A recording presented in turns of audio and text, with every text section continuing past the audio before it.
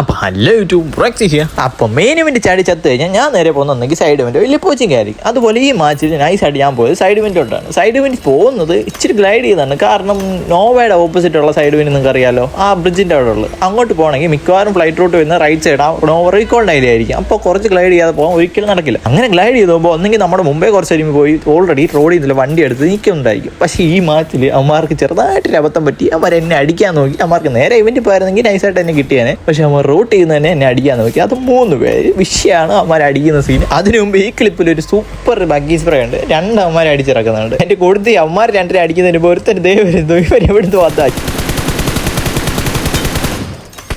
പാവം. അവൻ വന്നത് പറഞ്ഞില്ല, ഇറങ്ങിയത് പറഞ്ഞില്ല. അവനെ അങ്ങ് തീർത്ത് വിട്ട്. ഇവൻ ഇവിടുന്ന് റീക്കളായി വന്നെന്ന് എനിക്ക് ഉറപ്പായിരുന്നു. അതുകൊണ്ട് ഇവൻ ടീംമേറ്റ്സ് വരാൻ സാധ്യത ഉണ്ടെന്ന് ഉറപ്പായിരുന്നു. കാരണം ഓൾറെഡി അവിടെ സോൺ ഔട്ട് ആണല്ലോ. നോക്കുമ്പോൾ ഒരു ബഗ്ഗി.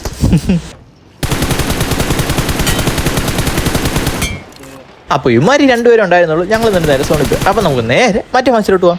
അപ്പോൾ ഇവിടം തൊട്ട് എൻ്റെ കൂടെ ഗ്ലൈഡ് ചെയ്ത് വന്നാണ് ആ റൈറ്റ് പോകുന്നത് തെണ്ടി. എന്നാൽ പിന്നെ അവന് അത്രയും ഒരു സ്നേഹം വേണ്ടേ? ആ സ്നേഹം കാണിക്കുന്ന എങ്ങനെയാണെന്ന് കണ്ടോ നിങ്ങൾ ലാൻഡായി കഴിയുമ്പോൾ. ഇവൻ്റെ ടീംമേറ്റ് അവിടുന്ന് മോൺസ്റ്ററൊക്കെ എടുത്തോണ്ട് വന്നു. എനിക്ക് എന്തായാലും ഓപ്പണാണെങ്കിൽ പുഷ് ചെയ്യാതിരിക്കാൻ പറ്റില്ല. എന്തായാലും അവന്മാർ മണ്ടക്കം കാണിച്ച് നേരെ ചാടി വണ്ടി കയറി. ഒരുത്തനെ കിട്ടി, ഇനി ഒരുത്തനോടെ. അമ്മമാർക്ക് മര്യാദയ്ക്കാൻ വേണ്ടി കയറി പോയാൽ പോരെ. അങ്ങനെ ഇരിക്കുമ്പോൾ മണ്ടേന്നൊരു അടി. ഇമാരുടെ ഒരു ടീമേറ്റും ഉണ്ടായിരുന്നു. അവനാണെങ്കിൽ അതിൻ്റെ മുകളിൽ, ഞാനാണെങ്കിൽ പെട്ട അവസ്ഥ. ഇവൻ്റിൽ ഒരുത്തം വന്ന് ചാടുന്നാണ്ട്.